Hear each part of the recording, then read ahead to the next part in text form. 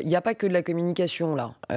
C'est pas que de la sursaturation On a dit que médiatique. c'était aussi de la Non, il y a communication. juste, oui, mais il y a Non, mais aussi la juste des questions de communication, c'est de la politique conjoncture. aussi, hein. Il y a des moments, et non pas des momentum, donc il y a des moments où vous avez une marge de manœuvre conjoncturelle notamment, qui est peu ou prou favorable. On a vu les chiffres de la croissance.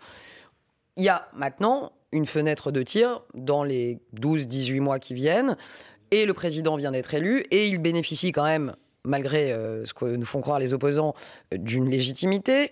Il a une majorité au Parlement, et nous avons au plan économique, aujourd'hui, la fenêtre de tir pour mettre en place en même temps toutes les transformations que nous souhaitons mettre en place. Pourquoi on veut les mettre en place en même temps? C'est pas juste pour saturer l'agenda médiatique, hein. C'est juste accessoirement, parce que je vais vous faire un scoop, ça n'est pas que le budget du en même temps, c'est aussi le budget du l'un dans l'autre.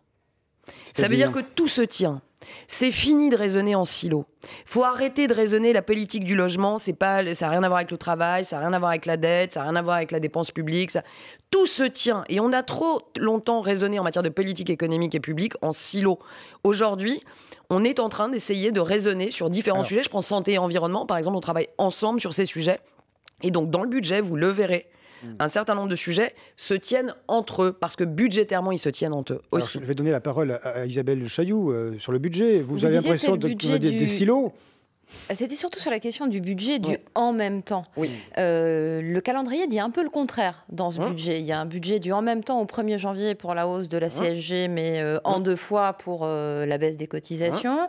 Sur 2018. Au 1er janvier aussi pour la réforme de l'ISF, mais en 3 ans pour la réforme de la taxe d'habitation qui va concerner les ménages, la revalorisation des minima sociaux qui est ou échelonnée ou en fin d'année 2018. C'est un calendrier qui donne aussi un sens des priorités. C'est pas tout en même temps en début d'année prochaine. Enfin, c'est vous la chef économiste, donc vous savez. Elle connaît ces sujets. Non mais vous savez très bien qu'il est parfaitement impossible de tout faire en même temps en 3 mois dans un PLF. Non mais donc il y a des choix. Non, il n'y a pas des choix. Il y a un agenda. Il y a un agenda. Et comme je vous l'ai dit, l'Europe, par exemple, tenir nos engagements européens, c'est pas une option pour nous. Donc, de fait, c'est un postulat de départ. Donc, on préfère faire une baisse de charge pour les salariés en 2 temps pour être sincère et maintenir nos engagements au plan européen. Donc, c'est un budget qui est progressif sur les 2-3 années qui viennent. On n'en a pas parlé, mais accessoirement, c'est la première fois qu'on présente un budget sur 5 ans. Ça, on vous l'a déjà dit plusieurs fois, mais je voudrais quand même le redire. Et sur les 2-3 premières années, on fait quand même des efforts sur l'ensemble des politiques publiques en tenant compte de la nécessaire question d'agenda aussi. La priorité, c'est l'entreprise, c'est ça? Non, la priorité, c'est le pouvoir d'achat et les actifs, les gens qui travaillent.